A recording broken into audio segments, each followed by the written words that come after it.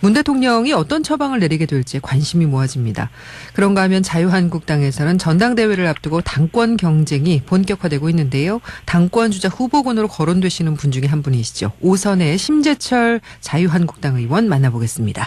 자, 심 의원님 안녕하십니까? 네, 안녕하십니까?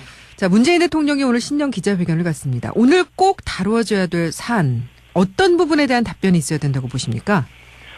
최근에 청와대 기강회의 문제로 국민들한테 큰 실망을 줬지 않습니까?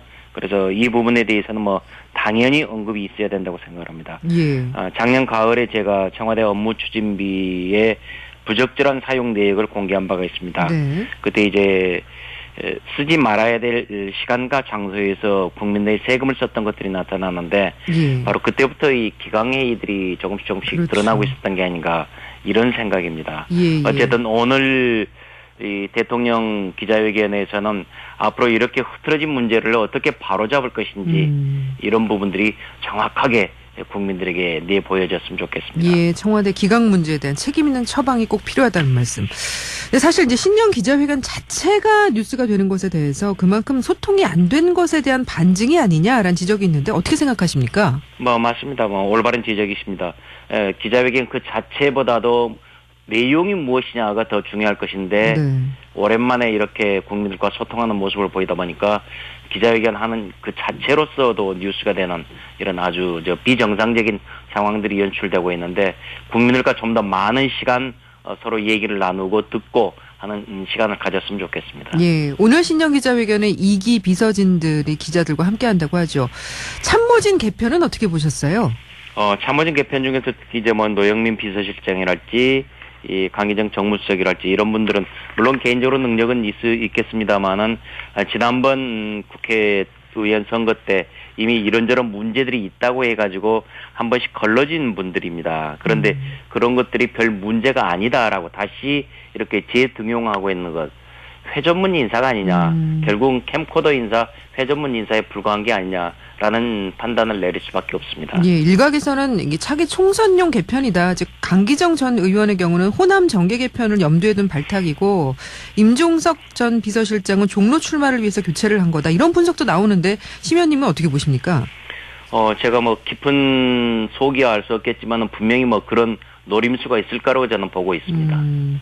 어제 이제 문재인 대통령이 노영민 신임 비서실장한테 정책실장뿐 아니라 비서실장도 경제계 인사를 만나는 게 해야 될 일이다라고 지시를 했다고 하죠. 그러니까 과거처럼 음습하다면 모를까 지금 정부에서 당당하고 투명하게 만나달라라고 지시를 했는데 자, 물론 이제 국내 경제 상황이 좋지 않다 보니까 참모진과 내각이 총동원돼야 하는 것도 일견 공감대가 있습니다만은 가뜩이나 청와대 비서실이 권력화됐다는 우려가 있는데 청와대 비서실장이 경제계 인사들을 만나도록 대통령에 독려하는 부분, 이 부분은 어떻게 보세요?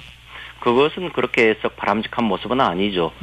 청와대는 정책을 결정하는 곳이 아니고 예. 최종적으로 이 조정을 하는 역할들을 해야 하고 내각에 보다 더 많은 권한을 줘야 되는데 네. 내각의 권한은 줄여버리고 청와대에서 모든 것을 직접 결정을 하고 집행을 하겠다라는 것은 그렇게 썩 좋은 모습은 아닙니다. 예. 자, 의원님께서는 최저임금 결정 방식을 바꾸겠다는 정부 발표에 대해서 헛다리 짚은 거다라면 성명 내셨죠? 네네. 예, 결정 과정을 이원화하고 전문가들의 의견을 보강하도록 한 내용에 문제가 있다고 보시는 건가요?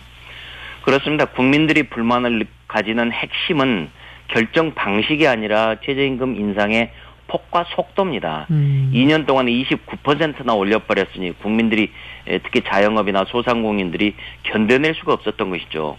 여기에다가 주휴 수당까지 더한다면은 실제 인상폭은 29%가 아니라 40%가 넘을 겁니다. 이러다 보니 경제는 경제대로 살아나지 않고 청년 실업률은 계속 높고 이런 문제들이 지속이 됐던 것이죠. 예. 그러면 이 최저임금 문제는 어떻게 해야 된다고 보세요? 최저임금은 지역별로 업종별로 저는 차등을 둘 수 있고 그렇게 나가야 된다고 봅니다. 경제에 따라서 경제 상황들이 서로 다른데 그것을 일률적으로 잘라서 얼마 이상씩 주어라. 국가에서 강제적으로 결정할 일이 아닙니다. 네. 임금도 노동력의 수요와 공급에 따르는 것입니다. 그렇기 때문에 이런 부분들을 정치적인 목적으로 일률적으로 자르는 것은 매우 부적절합니다. 예.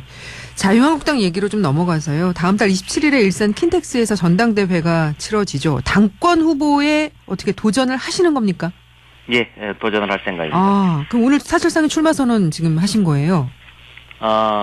이제 뭐 공식적으로 이제 이렇게 하겠다라고 해서 이제 출마 선언을 격식을 갖춰서 다시 또 한번 얘기할 기회가 있을 것입니다. 정식으로 다시 한번.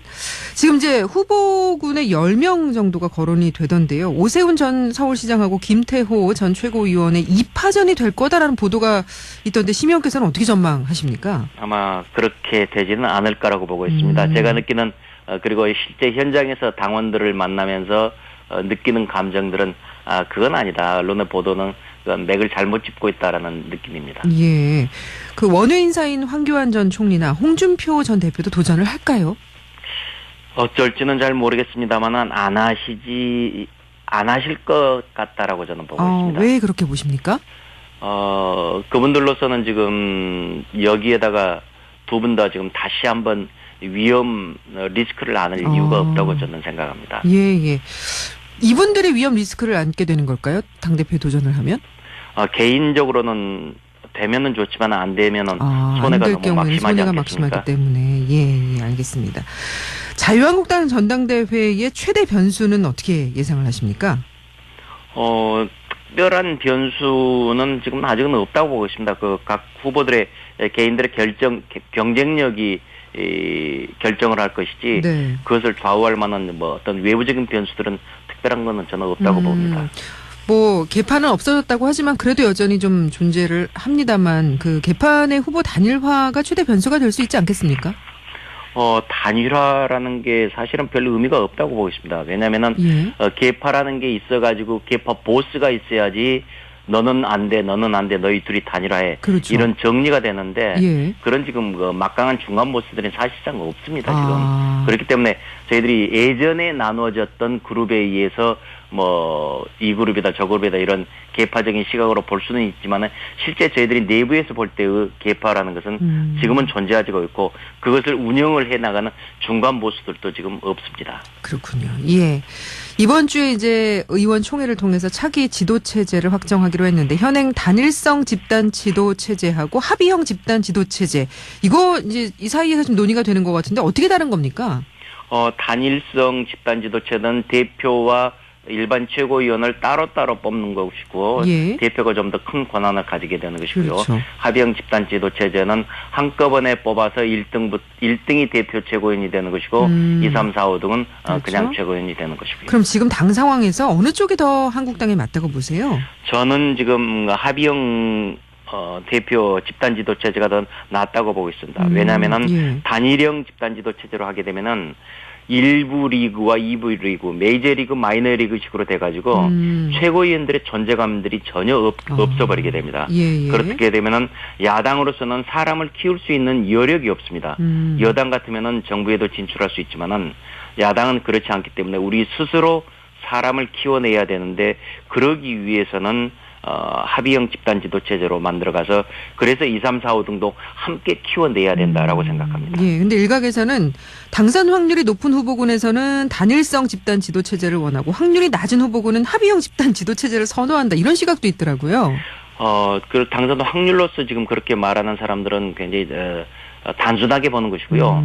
저는 지금 물론 그 대표에 당선될 가능성이 저는 스스로 높다고 보고 있지만은 그런 거를 떠나서 야당의 처지에서 한국당이 어떻게 앞으로 나가고 사람을 어떻게 길러내야 될 것이냐.